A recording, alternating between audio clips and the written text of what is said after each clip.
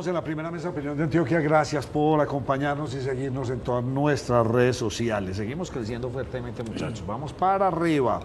Dos invitados bastante especiales en el día de hoy.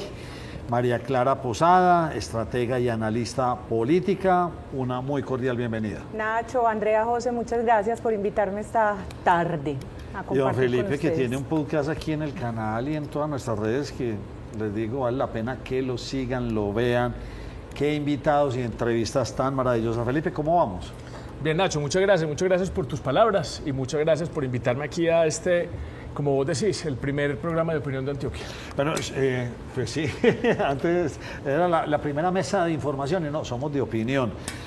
Felipe, me llaman estos días, hombre, tengo una persona, ya nos conocíamos, yo no me acuerdo, pues ya habíamos hablado de... Esta persona es una analista tremenda, tiene un montón de seguidores, se sabe muchas cosas. Yo quiero que la llevemos y hablemos con ella. Yo también quiero estar aquí en la mesa. Felipe, ¿por qué?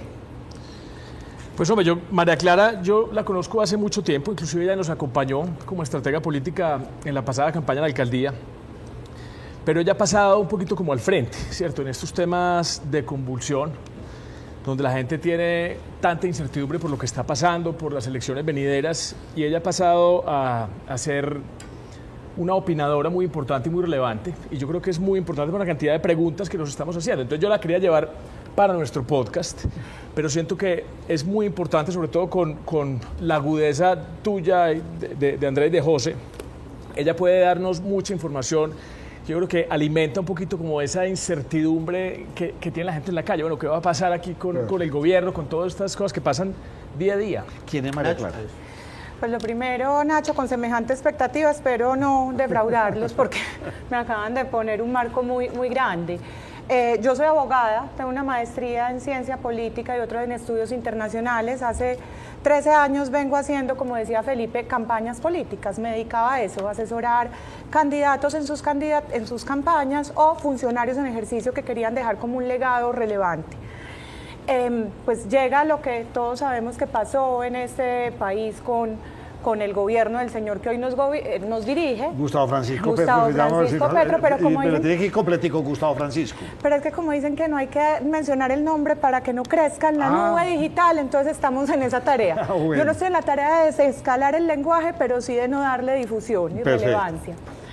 Y pues creo que en ese momento muchos nos planteamos la pregunta de qué podemos hacer nosotros desde la ciudadanía para controlar un poco los ímpetus autócratas de este señor. Y ahí nace una fundación que monté junto con Mario Hernández, con Diego Santos y con Ariel Armel, que se llama Libremente, que lo que busca es hacer una defensa de las ideas liberales, que son las ideas que han hecho que nosotros seamos la sociedad que somos: vida, libertad y propiedad privada, nada más. Yo la quiero escuchar con hechos así como de último momento.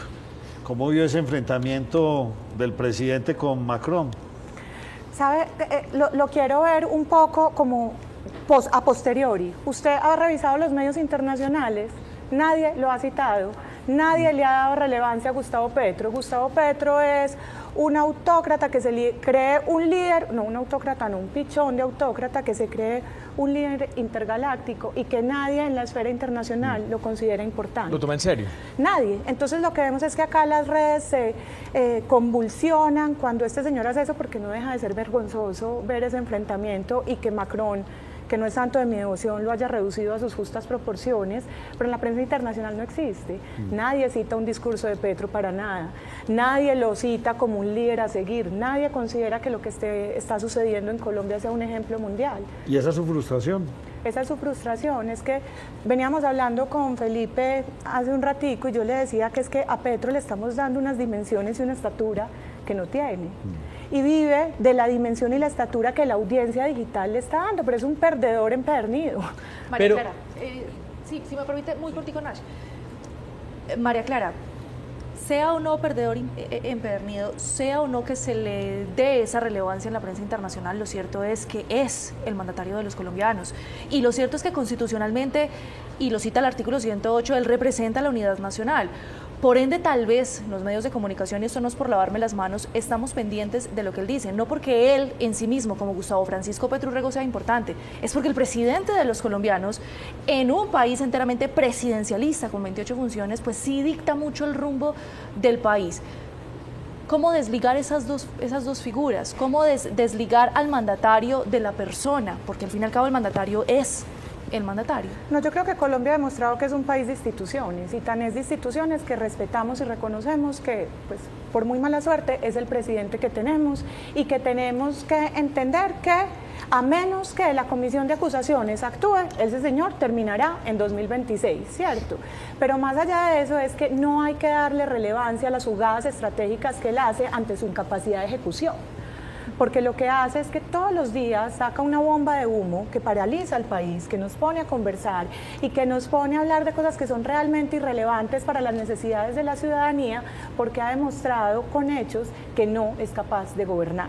Si nosotros nos concentráramos más en las necesidades del país y en cómo ha destruido la salud, en cómo ha destruido las pensiones, en cómo acaba de congelar 257.000 millones para el presupuesto de defensa, en cómo se le está yendo 56 billones de pesos en OPS a mayo. De enero a mayo, 56 billones de pesos en OPS. En cómo ha contratado 59.9 billones de pesos en salarios nuevos del sector público. Si nos pusiéramos a enfocarnos en eso y le dijéramos a la gente eso qué daño le hace, estaríamos enfrentando la situación distinta. Pero hoy lo que estamos haciendo es darle una altura que no tiene, porque cualquier proyecto que ha emprendido lo ha fracasado. Usted dice, se le da una altura que no tiene al presidente Petro. Es cierto que le echa muchas bombas de humo, pero como lo dice Andrea, es el presidente. Y más allá de eso, es cierto que hay un 30% de la población que llueva, truene o relampaguee, lo escuchen diciendo incoherencias o coherencias por escasas que sean, le creen. ¿Qué es lo que pasa? Que hay un 30% de la población que pase lo que pase, sigue creyendo en Gustavo Petro. Y si creen en Gustavo Petro, creerán en un candidato de Gustavo Petro. Y con un 30%, Gustavo Petro tiene un candidato en segunda vuelta, indudablemente. Completamente de acuerdo, pero yo ahí, José, quisiera como partir la respuesta en dos. Lo primero, el 30% es de él, pero no es endosable. Cierto, el 30% ni siquiera Álvaro Uribe Vélez, que terminó con la popularidad que terminó, pudo endosar ese gran porcentaje electoral. Entonces, es lo primero. Lo segundo, allá adentro nosotros creemos que las peleas solo se están dando en el lado de la oposición. Allá también se están matando, aunque él tiene una candidata clara. Y voy a hacer acá, yo le dije a Felipe, pero decirle a Andrea que hagamos predictología.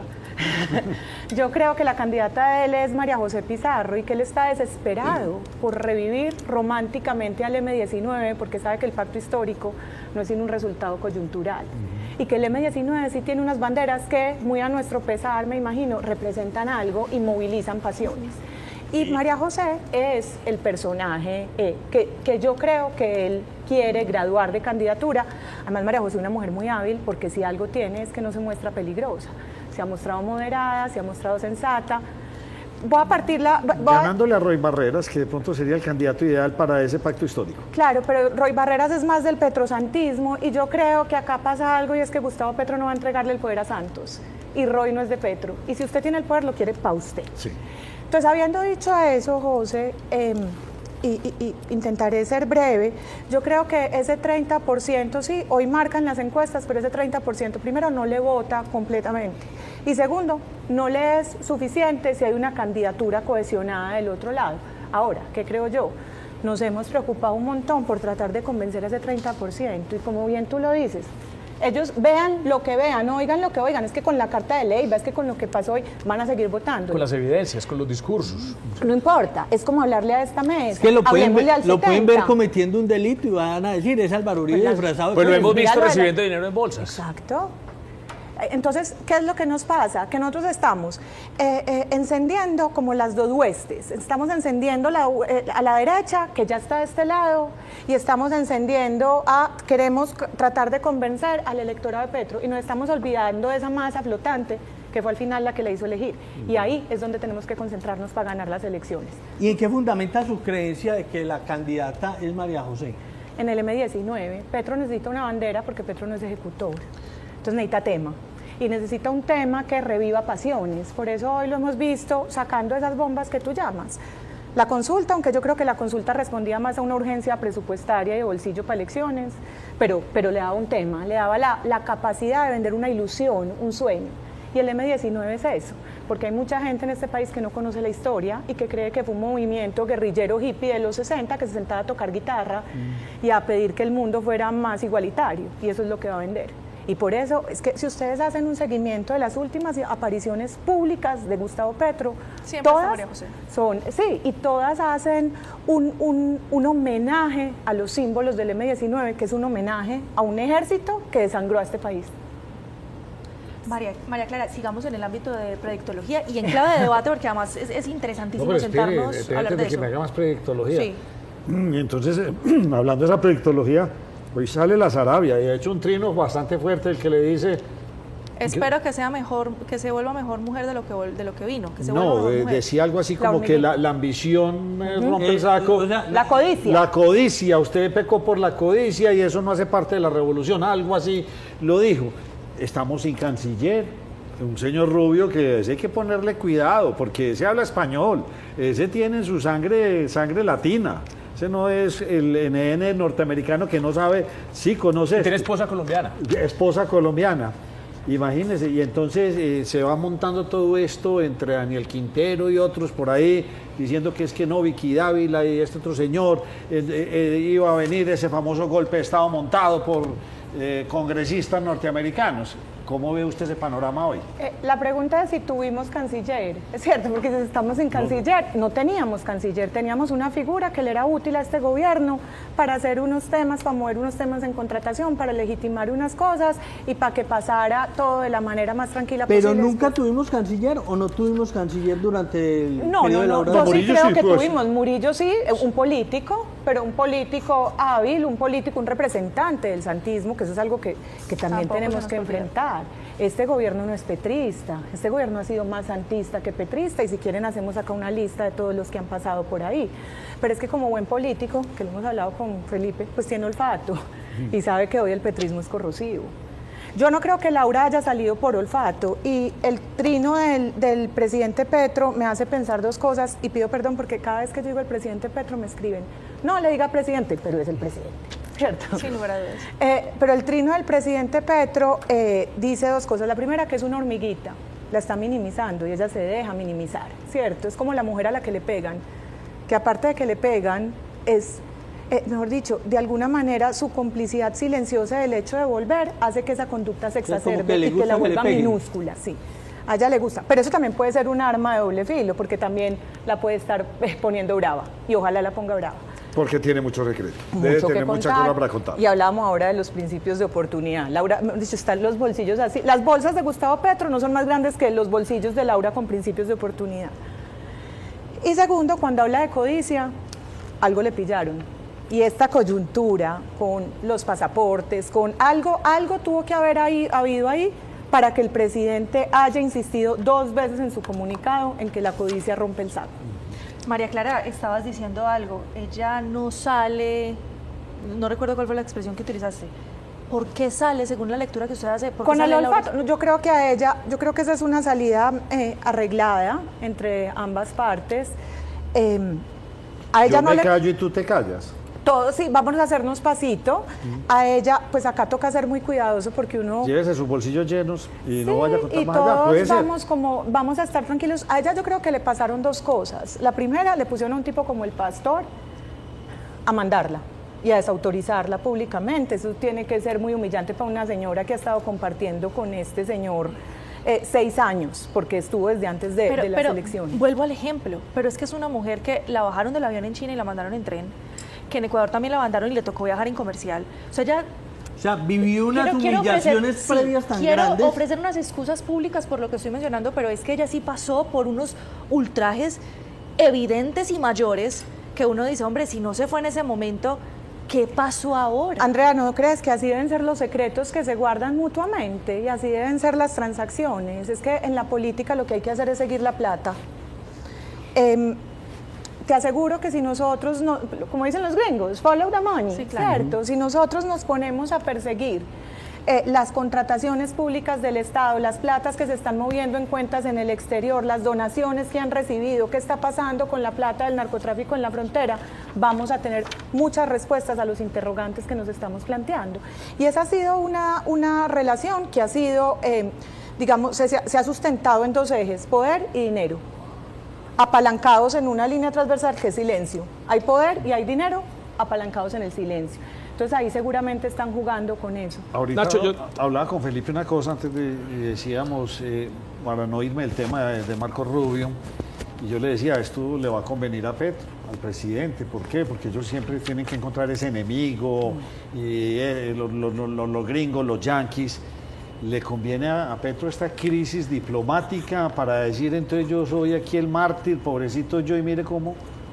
Mira, yo creo que Petro ha tenido una lucha desde el principio de su mandato con las instituciones primarias y secundarias, ¿cierto? Entonces él ha querido pelear con todo lo que representa institucionalidad, porque él necesita un ambiente de caos que le sirva para el cumplimiento de sus objetivos. En ese ambiente de caos, nada es mejor para un gobierno progresista que enfrentar a un enemigo de la estatura de Estados Unidos.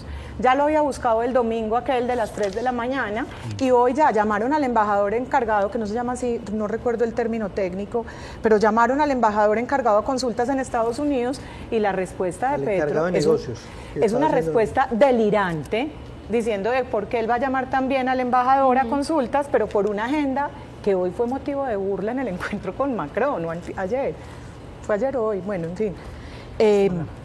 Entonces yo creo que a él le sirve porque lo crece. Yo no sé si ustedes recuerdan un episodio cuando estaba Chávez vivo, que Chávez hablaba de todo el mundo como ese bichito, ese mostrico, volvía a todos en diminutivo, pero tenía un enemigo que era el imperio, y el imperio lo maximizaba. Acá le pasó a Daniel Quintero cuando Álvaro Uribe le respondió un trino, el Quintero no existía, hasta que llegó un contradictor, un interlocutor, que para ese momento no era ni contradictor, y lo gradúa en grandeza. Y eso es lo que está logrando hoy Petro, pero como ya lo graduaron de irrelevante internacionalmente, pues el mensaje no es vamos a fregar a Colombia, sino no queremos relaciones con usted y veamos a ver cómo enderezamos eso. Yo creo que él ha sido muy cuidadoso con Estados Unidos. Y yo quisiera parar ahí porque nos estamos saltando una cantidad de temas, o al menos yo quisiera hacer una opinión sobre algunos temas que se han tocado, y es que el presidente representa la unidad nacional, pues que él la tiene que representar. ¿Cierto? Yo creo que está dejando de representar la unidad nacional. Y está, o ha querido violar la Constitución Nacional, ha querido pasar por encima de las instituciones. Nunca la ha representado este presidente. No ha representado la unidad nacional, ha representado ese 30%. Entonces yo creo que en este momento los ciudadanos, y aquí hay que aplicar la norma de Montealegre, y es la excepción de inconstitucionalidad. O sea, si el presidente no está representando la unidad nacional, nosotros tenemos que, mejor dicho, tenemos que cuidar la Constitución. Yo creo que ese es un punto muy importante, ¿cierto? Él no ha tenido la dignidad que merece ser presidente de la República de Colombia, y eso es claro. ¿Y qué es cuidar la Constitución? Cuidar la Constitución es, por ejemplo, proteger a las instituciones. Ok. ¿Cierto? Y proteger a las instituciones es proteger al Congreso, ¿cierto? Y que no quiera meter marchas al Congreso. Es proteger a las Cortes, ¿cierto? Es proteger al registrador. Y ya quiero llegar con el tema del registrador a lo que está pasando en este momento con Laura Sarabia. Pero hay una cosa, Feli, y es releer la Constitución, porque es que yo creo que hoy todo el tiempo hablamos de las instituciones y todos pensamos en las Cortes. Pero en una situación como esta, las instituciones también son la fuerza pública, y la fuerza pública tiene un mandato constitucional que es proteger el orden constitucional y la soberanía. Y ellos, cuando el presidente dice yo soy su comandante en jefe, claro, siempre y cuando usted se someta a proteger el orden constitucional y la soberanía. Cosa que repite mucho, Sí, porque claro, como porque que no sabe. se siente. Y porque no ha leído el Que 217. le hace falta el reconocimiento. Es que no es Porque representar, también el respeto Andrea, y lo es que no tiene es que representar pedir, la unidad así de nacional sencillo. porque sí, o sea, tú tienes que ejercer esa unidad nacional y ser el presidente de todos O los colombianos. ganársela, porque lo que dice Andrea Sierra es muy cierto. Es que hay veces parece que es que No, y es que tiene que les ser pido que me reconozcan. ¿no? Tiene Es que ser no el lo presidente de todos los colombianos. O sea, él está todo el tiempo siendo el presidente solamente de ese voto duro. Y yo quisiera entonces ir un poquito aquí a lo que estamos hablando de Laura Sarabia. ¿Por qué salió Laura Sarabia? Y ahí estamos hablando de instituciones. O sea, ¿qué pasa con Thomas Gregg? ¿Estamos hablando verdaderamente del tema de los pasaportes? ¿O estamos hablando de las elecciones del 26? Claro. O sea, yo creo que ahí hay algo más complicado y hay que alzar la voz. Entonces yo pregunto, yo lo veo a él hablándole muy pasito a Estados Unidos, lo veo siendo muy cuidadoso cuando no es cuidadoso casi para nada, a excepción de ese trino de las 3 de la mañana que todos recordamos, ¿cierto?, contra el presidente Trump, que, digamos, ese tipo de escenarios, a pesar de sus desvaríos, eso no se ha vuelto a repetir. Pero, ¿qué nos protege a nosotros? O sea, ¿qué protege esa Constitución? ¿Qué instituciones nos protegen? ¿Dónde está la fuerza militar? O sea, ¿qué puede ocurrir para que este tipo no llegue y contrate una firma donde se puedan manipular las elecciones del 26? ¿No será un escenario de una desertificación? ¿Cierto? Un departamento de Estado que Usted está hablando ya de una alta conspiración. Es que yo estoy hablando que es un departamento de Estado que ha querido controlar el mundo. Y yo creo que nosotros estamos cerca de ser el patio trasero de Estados Unidos con dos problemas que tienen ahí graves ellos, que son Venezuela, ¿cierto? De alguna Pero manera. tú crees que en ese control, porque probablemente no te estoy entendiendo, que en ese control Petro les está sirviendo de ficha a Estados Unidos? No está sirviendo de ficha, pero está siendo muy cuidadoso de que el Departamento de Estado pueda ejercer presión, ¿cierto? Una presión comercial, vía aranceles, vía una desertificación, ¿cierto? Que le haga control a ese seguimiento del dinero, que haga unos temas Oiga, pues usted unos sí. indictment en Estados Unidos, como ocurrió por ejemplo con el cartel de los Se soles tomó en serio Venezuela. la palabrita que usaron ahorita, la de la predictología. Pero yo ahí Tremendo. discrepo y qué pesar, porque discrepo casi de todo. Lo primero es, yo creo que a Petro no le interesa representar la unidad. Es que él no nos va a hablar a nosotros, él no nos quiere convencer a nosotros. Él sí entendió muy rápido que nosotros jamás vamos a votar por él. Entonces él ya está endureciendo su voto y movilizándolo hacia la ilusión que está vendiendo, que es de romanticismo del M19. ¿Qué te digo? No entiendo por qué es tan romántico. Pero paréntesis, entonces ¿a quién le está? Él no le está hablando tampoco a su 30, le tiene que estar hablando a ese que está en la mitad, que todavía no es le está consciente. hablando a su 30 porque su él sabe 30, que es que con su con- 30 más plata puede movilizar las Eso es. elecciones. Y con respecto a lo que dice Felipe... Oiga, pero espere, hay que hacer una acotación ahí. Con una ficha muy importante de la derecha ahora hospitalizada, porque se queda ya, centro y derecha se quedan prácticamente en un Claro, limbo una bastante extraño. Es decir, no hay unos líderes que uno diga, excepción, no sé, un Fajardo, de pronto una Claudia López, pero de ahí para adelante usted ve un portafolio que usted Un dice, gran aquí líder todavía- de oposición. No hay. Pero entonces ya pasa eso para terminar a lo de, Dale, a lo de tranquila. Felipe, porque eso me gusta, no me vas a dejar ir a la paloma. Yo aquí lo anoté. Pero con lo de Thomas Gregg, yo sí no creo, yo creo que Gustavo Petro, repito, es torpe. Gustavo Petro, hasta para hacer daño se necesita disciplina y método. Sí. Y él ha demostrado que de eso carece. Y nunca se ha enfocado. Si yo te voy a destruir, Nacho, yo me levanto por la mañana. Y entonces saco una agendita, vea, una agendita. Y empiezo a Nacho. ¿Cuál es la debilidad de Nacho? Las mujeres, el juego, la comida, los viajes. ¿Cuál es la debilidad? ¿De quién se rodea? ¿Qué le gusta hacer? ¿Cuáles son? ¿Qué guardados le tienen los amigos? Sí. Para hacer daño usted tiene que esforzarse y estudiar. Gustavo Petro no tiene ni método ni disciplina para eso. Entonces ha ido jugando a generar un caos para poder fortalecer una narrativa. Y ahí va mi cuento, Felipe.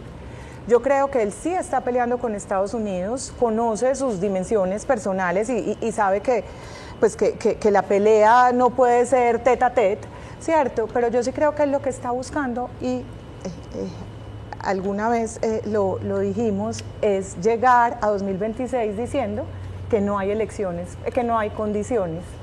Sí, Para claro, unas la conmoción elecciones. interior es y que la plaza Estados de la Unidos elección. está interviniendo en la democracia colombiana y que hoy no hay condiciones para unas Y por el elecciones otro lado libres. usted se va escalando el Exacto. tema de seguridad en el país, entonces no hay condiciones. Pero no, O sea, me, ya está pero no me escalado. contestaste porque no estás de acuerdo con lo de Thomas Gregg, que tenga Porque que ver con las creo- elecciones y con el registrador que tenemos que proteger. Porque creo que no creo que Gustavo Petro le esté haciendo el juego y que esté siendo cauto. Yo creo que Gustavo Petro está siendo torpe, pero quiere ser aún más torpe para tener un ambiente de caos tal que le permita Justificar materializar su tesis de no hay condiciones para unas ¿Y elecciones quién nos libres. protege como ciudadanos? Es que María Clara me ha dicho eso hace muchos años, un par de años, y yo le he dicho, eso no tiene cómo, o sea, no va a poder, las instituciones son fuertes, no hay suficiente tiempo. Cuando yo veo un trino ayer del presidente Petro que dice, no hay garantías para las elecciones del 26, se me revivió toda esta hipótesis, esta teoría de que Pero eso qué es va a pasar como- el año entrante. Como las personas cuando llegan a cierta edad, es que ya no soy capaz de leer, es que ya no soy capaz de moverme, ya, y eso implica que lo muevan, ¿sí o no? Y va mi torpeza, ¿sí o no? Soy torpe, entonces venga, ayúdeme a moverme.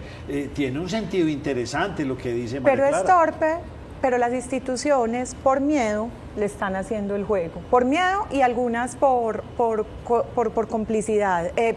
Y me voy a meter a un tema que probablemente sea álgido y luego volvemos a la predictología que nos gusta más. Pero Lo que está sucediendo hoy en el juzgado 44 con el presidente Uribe, que es un típico caso de lawfare, da cuenta que ellos quieren implosionar el sistema. Ellos necesitan que la gente se rebote. Y yo te voy a decir una cosa, yo creo que lo de Miguel, ellos buscaban que hubiera un rebote popular, que no lograron. ¿Necesitan un rebote para qué? Para decir que no hay condiciones para tener unas elecciones libres. Ah, ya lo entiendo. O sea, una gran manifestación en solidaridad con Miguel Uribe, un gran movimiento en el país. Incendian el país, que nosotros sí. no lo hacemos. Lo mismo O sea, con una el primera presidente línea, Uribe. que hubiera pasado eso. Exacto, quieren condenar al presidente Uribe, ahora se están metiendo con el gobernador, se van a meter con el alcalde porque quieren convulsionar a lo que ellos creen que es una derecha dura, para decir que no hay condiciones que garanticen unas elecciones libres. Y nosotros no les podemos caer en ese juego y no podemos seguir pensando que esos excesos que se dan a nivel de justicia no tienen que ver con otros, sino con el pobre que está siendo allá manoseado. Pero Entonces, en ¿qué ese podemos pensamiento que es algo maquiavélico, podría uno pensar que se podría venir de pronto, Dios no lo quiera, por ahí otro atentado. Vea, yo he pensado algo sobre eso, José, y con todo el respeto por Miguel, porque uno no debería estar como hablando sobre eso como si fuera algo más, algo cotidiano. Pero yo creo que ese atentado, más que contra Miguel, fue contra el Centro Democrático. ¿Sabe para qué? Para que los dejara quietos como están en este momento, ¿cierto? Entonces el país se revoluciona, pero al Centro Democrático, a cualquiera que saque cabeza, lo van a graduar de oportunista. ¿Cómo es posible que usted esté haciendo campaña con Miguel tan mal? Es más opcionado. Exacto. Sí. Entonces, porque lo normal en estos atentados es que se den más cerca a las elecciones. Acá lo que están buscando es convulsionar al país y maniatar a los que pueden generar algún tipo de resistencia. En ese orden de ideas, por eso entonces también vemos cierta permisividad frente a todos los actos de seguridad que estamos viendo en el país. ¿De parte de quién? ¿De Gustavo Petro? No, o sea, no está haciendo nada contra la guerrilla, contra los disidentes, contra la Baquerim. O sea, hay como un... La desfinanciación de las fuerzas Sí, la militares. desfinanciación, usted lo dijo ahorita. Entonces hay como una permisividad para que eso siga subiendo como espuma hasta que llegue un momento donde digan, no, aquí ya no hay condiciones. Es que el único que sabe navegar el caos es él. Vea, yo siempre cuento este chiste, pero yo veo esto y ahora tengo que llegar a mi casa a escribirlo bonito porque no soy capaz de leer esto 2 veces. Porque nosotros tenemos una mentalidad que nos permite trabajar en el orden, y cuando digo nosotros digo los demócratas en general, ¿cierto? Con unas condiciones, con unas reglas de juego. Lo que decía Jean-François Revel, ¿por qué terminan las democracias? ¿Qué es eso? Nosotros tenemos unas reglas de juego y queremos respetárselas al contradictor, pero el contradictor no hace lo mismo. Entonces nosotros en ese orden mental sabemos que si hay caos nos tenemos que mover para atrás para dejar que las cosas decanten y entonces observar cómo solucionarlo. Él no, él sabe pilotear el caos, pues es que se formó en eso. Y entonces está llevándonos de todas las formas posibles a vivir en el caos para poder tener mensaje, para poder tener narrativa, porque no es capaz de ganar en franca lid. Entonces, yo creo que mi insistencia en las columnas y en los análisis a los que me han invitado es que a Petro lo tenemos que acotar a sus justas proporciones. No podemos creer que es este gran estadista, pues Churchill, que tiene clarísimo el modelo del Estado, que es maquiavélico. ¿Para dónde va? No, el señor necesita caos para poder vender un sueño en una narrativa y para poder decir que no hay condiciones que garanticen unas elecciones libres. María Clara, me quedan muchas dudas ahí porque para uno lograr generar ese caos, uno debe tener una estructura y uno lo ve cada vez más solo. O sea, ¿quién es ese círculo absolutamente cercano? Entrevistamos al señor Bolívar, candidato, pero también lo vemos enajenado. No se ve a gente del Se campo. ve defraudado. Un Benedetti que entra como un oportunista y ese hoy es petrista, la próxima será, no sabemos bajo qué bandera. ¿Él está solo o esto es una estructura? El tema es quién lo acompaña. Lo vimos hace 8 días en una tarima con Douglas y con todos esos. ¿Quién lo acompaña? Él no está solo. Lo que pasa es que no se está acompañando de las personas con las que nosotros saldríamos en una foto. ¿Por qué? Porque necesita caos y porque el caos se genera así. Si usted se pone a ver qué es lo que está pasando en el Catatumbo, qué es lo que está pasando en la frontera con Venezuela, es un conflicto por la tierra y por el manejo de las finanzas del narcotráfico, que son las finanzas sobre las que hay serias dudas, contribuyeron a que el señor se hiciera elegir, ¿cierto? Entonces, esos grupos que están acá, pues claramente pueden sembrar un caos muy rápido. Atentados contra candidatos presidenciales claramente pueden sembrar un caos. Una condena injusta contra el líder natural de la oposición claramente puede sembrar un caos. El shushu de la salud puede sembrar un caos. Él está disparando con perdigón a ver qué le cala. Una de las cosas, y ayer veíamos a este ex magistrado de la Corte, es la consulta. Él sabe que él no puede hacer una constituyente en los términos de la Constitución, pero necesita un caos que le permita movilizar una constituyente espuria para lograr un enfrentamiento social que al final se traduzca en una cosa: no hay condiciones para celebrar unas elecciones. Pero yo te quiero hacer una pregunta, por ejemplo, con el tema de la fiscal, ¿cierto? Pensando en el lawfare que puede venir contra el gobernador de Antioquia o el alcalde de Medellín. Hay una cantidad de demandas, ¿cierto? Por las formalidades con que nombraron a esa fiscal. ¿Qué puede pasar en el Consejo de Estado? Entonces, eso lo quiero poner en paralelo con desconocer al presidente de la República con su disparate diario. ¿No será mejor darle la importancia que requiere para que suceda lo que pasó con la consulta popular?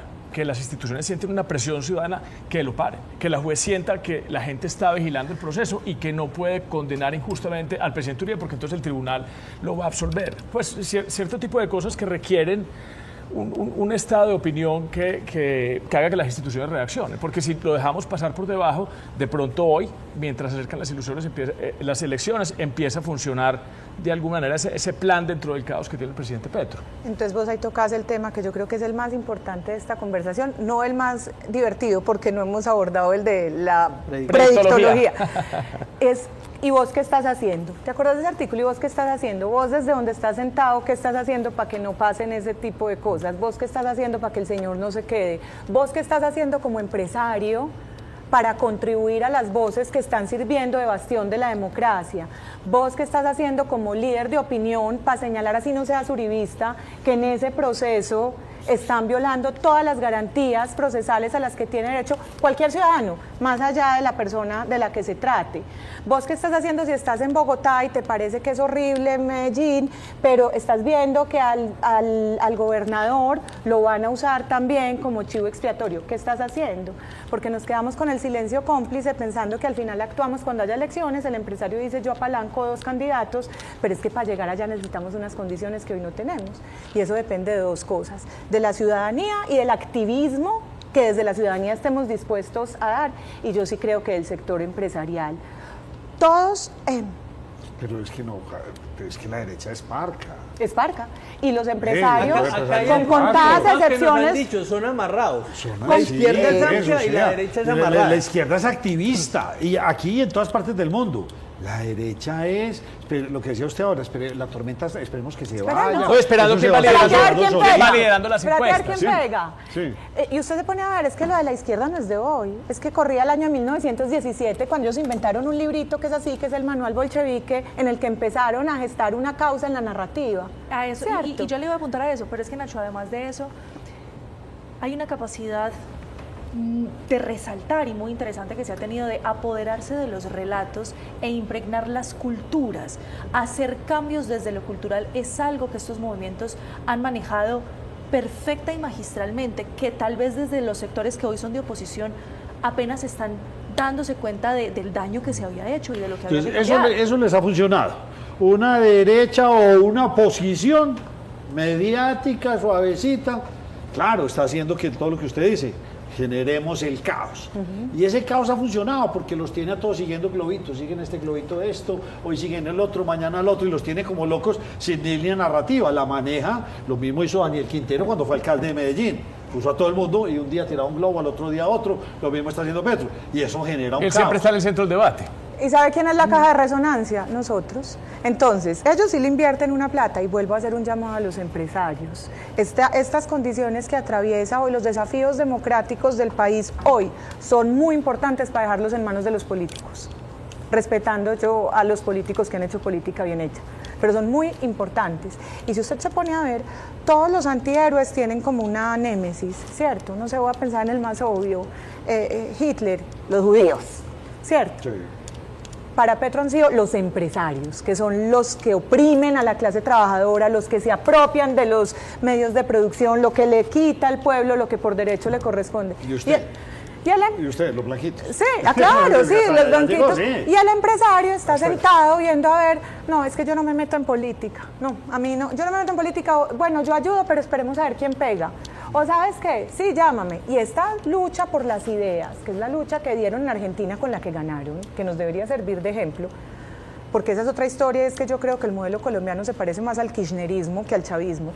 Esta lucha por las ideas necesita recursos económicos, recursos de tiempo, recursos de manos, y los recursos tienen que venir de los que son los dueños de los recursos. Entonces, si los empresarios están sentados esperando a que llegue un líder salvador a acabar con los dislates de este señor, pues nos van a coger. María Clara, yo me Una la quiero... breve pausa, urgente, Ok. tengo que hacer una pausa, ya vuelvo. Está interesantísimo este debate del día de hoy.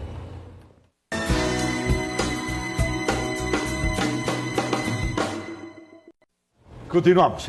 Nos cogió la noche. Felipe Vélez nos está acompañando hoy de panelista, empresario, activista político. Gracias por habernos traído esta invitada tan especial, María Clara Posada, estratega y analista política. Usted tiene un comentario. Sí, Nacho, a propósito que estábamos hablando del empresariado y su participación necesariamente más activa, me voy a apoderar de su relato, Nacho López, y la academia.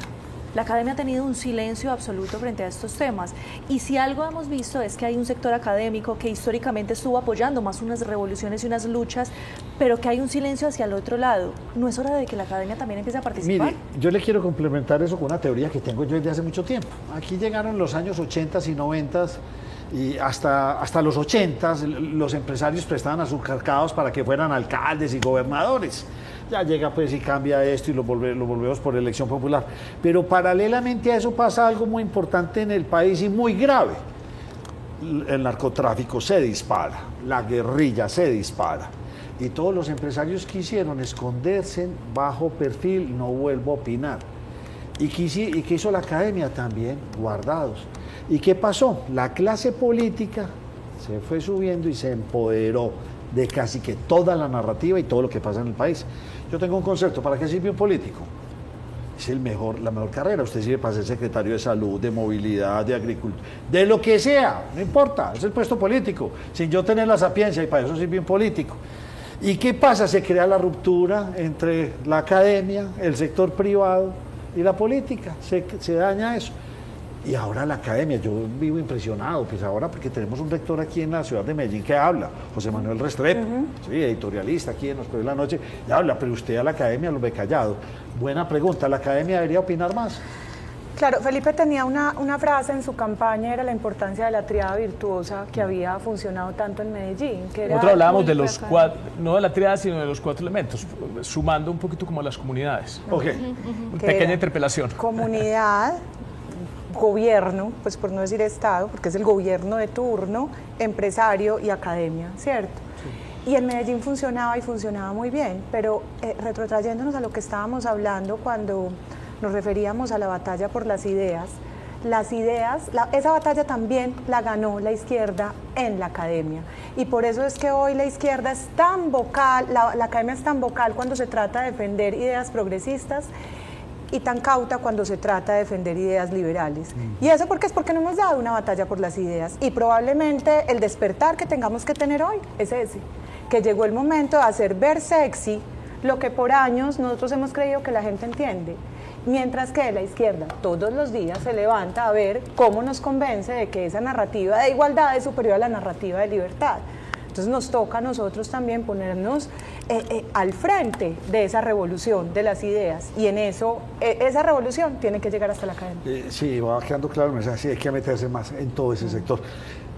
Bueno, usted ya nos dio una predicción ahora, o sea, ya tenemos una Pizarro que le suena a ustedes, y hace una muy buena relación con esa bandera del M-19, apartándose del pacto histórico, donde probablemente Daniel Quintero quiere que lo reciba porque de pronto quiere meterse en ese asunto, ¿sí o no? Pero lo que usted dice, Petro está pensando por el otro lado, y haciendo predicciones, el centro y la derecha, ¿qué?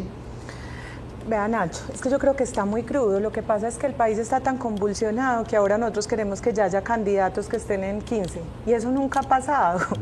Pero como ahora no tenemos gobierno y todos los días estamos pensando en cuándo cesará esta horrible noche, ¿cierto? Todo el mundo está desesperado porque haya candidatos grandes. Yo creo que hoy hay un gran damnificado que es el Centro Democrático, al que por la condición de Miguel pues le toca guardar respeto. ¿Y el presidente Uribe? Claro, respeto y decoro. Incluso eso se extendería hasta Salvación Nacional y a todos estos movimientos democráticos que de alguna manera pues defienden ideas que la población entiende como derecho, aunque eso es cuestionable, porque yo creo que si acá ha habido un gobierno social ha sido el del presidente. Pero bueno, entonces están ahí maniatados y por el otro lado hay... Y eso casi que condena una campaña del Centro Democrático. No, es que yo creo que falta mucho tiempo, es que acá faltan, como decía yo, 2 guerras civiles españolas, falta mucho tiempo. Entonces eso de, ay, necesitamos ya un candidato único, no, espérate que amanecerá y veremos, todos tienen derecho. ¿Candidato o es que realmente estamos carentes de un estadista? Y me hago esa pregunta, porque es que aquí como que no vemos dentro de todo ese portafolio un dignatario. Nacho, pero yo te quiero... Uno hablaba de Germán Vargas, que de pronto tiene el Estado y tiene todo en la cabeza, tiene sus problemas de salud y no sabe uno si va a estar en esta contienda. Yo te quiero poner un ejemplo, y es el gobernador de Antioquia, que nos ha sorprendido a todos gratamente ejerciendo su gobierno, ¿cierto? ¿Qué tal que no se hubiera corrido esa campaña? Que nos hubiéramos quedado con lo que eran los candidatos o los precandidatos, ¿cierto? Entonces, él... En su campaña se fue creciendo y ha demostrado que gobernante es un gran gobernante. Sí. Yo creo que los estadistas también se van mostrando y hay una cantidad de personas valiosas en esa cantidad de candidatos que hay. Aceptado eso, me parece Y yo te tengo una propuesta. No lo contrato porque nunca he tenido experiencia, pero ¿cómo va a tener experiencia y no Claro. me contrata? Toda la razón, Pero además Felipe, es sí. que Pero el es que yo le tengo carisma... una propuesta, Nacho, hablando de eso, que es, ya para cerrar aquí, y es, hay muchos candidatos.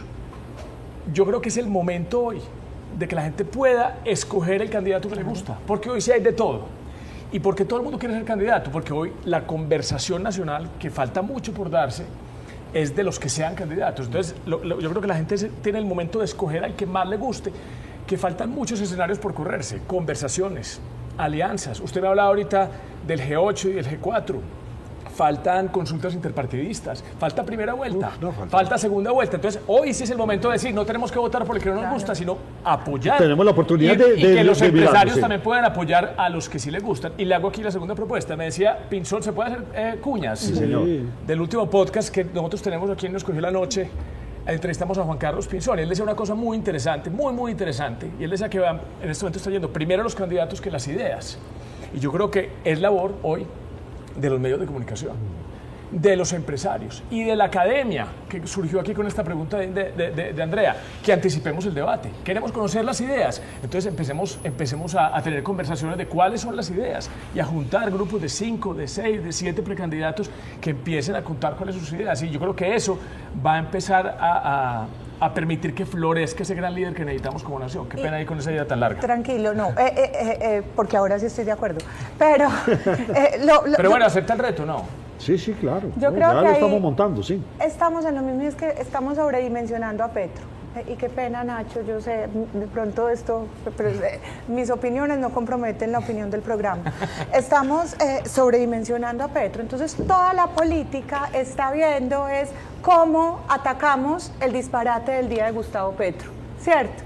Entonces se nos olvidó a nosotros como oposición, y digo oposición cualquier cosa que está desde Jorge Enrique Robledo hasta Enrique, ¿cierto? Todo este abanico de candidatos, cómo nosotros volvemos a vender ilusiones, cómo le hablamos nosotros a la gente de los problemas que está teniendo, cómo planteamos unas acciones concretas para los primeros 100 días de gobierno que le digamos a la gente, en los primeros 100 días estas cosas se van a solucionar. ¿Cómo le decimos a la gente hay 7 decretos derogatorios que el 7 de agosto a las 3:30 de la tarde va a promulgar el presidente? Oiga, ahí está hablando la asesora en política. Estas son las reformas pensionales, de salud y laboral que van a volver a relanzar el país desde el 7 de agosto del 26. Y es que el derecho es muy bonito, sobre todo por una cosa, porque en derecho las cosas se deshacen como se hacen. Entonces todo esto que hizo este señor lo podemos hacer nosotros ¿Cuáles también. son esos 7 decretos? Vea, yo creo que hay varias cosas. Por ejemplo, lo de las tierras. El número 1. Lo de las tierras hay que verlo, ¿cierto? Que entonces usted ahora necesite permiso para vender la tierra o tenga que pasar primero una oferta por el gobierno nacional para que usted pueda disponer de los resultados de sus capacidades individuales productivas, hay que pensarlo. Lo recientemente visto con el COMPES, en el que se pretenden volar la regla fiscal y todo eso, eso tiene que verse materializado, entiendo yo, en un decreto. Eso también hay que pensarlo. todas las restricciones que hayan a la exploración energética, que tengan carácter del Ejecutivo, que vengan desde el presidente, hay que pensarlo. Una medida inclusive extraordinaria o constitucional que permita reversar temas como el de la consulta previa. Sí. Eso es clave. Todos los temas que estén relacionados hoy con la paz total, y ahora se me olvida el nombre que lo veníamos hablando en el carro, y esas negociaciones que se vienen haciendo paralelas porque el Ejecutivo lo permite, hay que tumbarlo. Hay una cantidad de cosas, hay que ver también La ley de sometimiento. La ley de sometimiento, hay que tumbarlo. Hay que ver dónde está hoy concentrada la atención y los problemas de la gente, porque muchas veces nosotros nos quedamos en el diagnóstico y en ese diagnóstico nos olvidamos que los problemas de la gente son de carne y hueso, es que la gente muere, que la gente no tiene con qué llevar a los hijos al colegio, que la hija de la señora quedó en embarazo y tiene 12 años, a esos problemas de los que tenemos que volver para responder de forma inmediata. Es que usted tiene razón, y lo digo mucho yo cuando me siento a hablar de estos temas, en ese discurso que hablo yo de comunicación política, y es que todos los ciudadanos en qué están pensando, qué voy a comer esta noche, voy a salir a vacaciones en diciembre o no, qué voy a hacer este puente. La gente está pensando en el futuro, pero los políticos se quedaron apalancados en el diagnóstico, y ahí se quedaron, no tenemos a ninguno que nos esté planteando un propósito superior de futuro, nos quedamos en el diagnóstico y es lamentable para el desarrollo de este país. José, y yo me quiero apoyar en esto que dice Nacho, porque yo creo que el voto duro se puede romper desde la ilusión, desde alguien que nos venda una nueva visión de país, porque es que ese voto duro es muy difícil de romperse si a ti no te cambian las condiciones del día a día.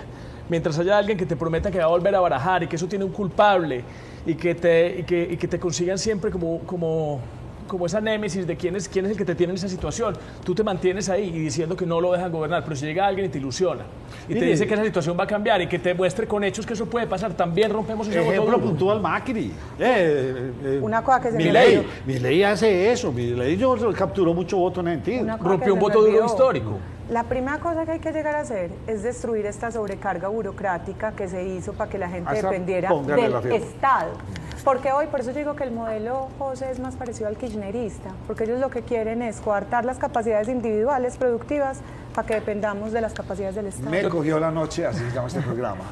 Le doy los últimos 30 segundos. Pero no sé si ella se tome más. Yo te iba a echar más flores porque tú eres muy estudiosa de lo que pasa en otros países.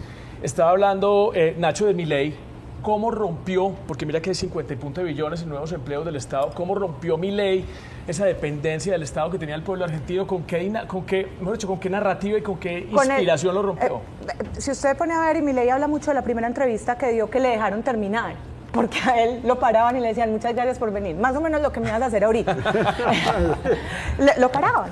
Y Milei, hubo una entrevista en la que dijo, yo solo les prometo sufrimiento, 2 años de sufrimiento, pero después una eternidad de gloria, un poco Churchill también, sí, ¿se acuerdan? Sí. Y Milei, usted hablaba mucho, Felipe, en su campaña del imperativo kantiano, de aquí hay que hacer lo que hay que hacer. Y eso fue lo que dijo Milei. Aquí nadie ha hecho lo que hay que hacer y les han prometido pajaritos y eso se derrumba. Acá vamos a hacer lo que hay que hacer y vamos a sufrir, pero yo voy a sufrir con ustedes. Y usted hoy va a Argentina y ve el cambio. Eso es solo que voluntad política y determinación. Terminaste espectacular. Gracias. Alguna vez tuve una discusión con unos amigos y me decían, no, lo de Chávez, eso no dura 2, 3 años, se cae. 25 años. Van, un poco más. O sea, van para los 100 años de soledad. Por eso ningún artículo, Andrea, por eso ningún artículo puede ser superior a la realidad de los hechos. Y se lo digo con toda la ironía, van para los 100 años de soledad. Referencia a la que hace Petro continuamente. A eso nos quieren Pésima llevar. referencia porque es la de un perdedor. Hasta en eso. Díganme que ganó Aureliano, buen día. Ganó nada. Y es su ídolo.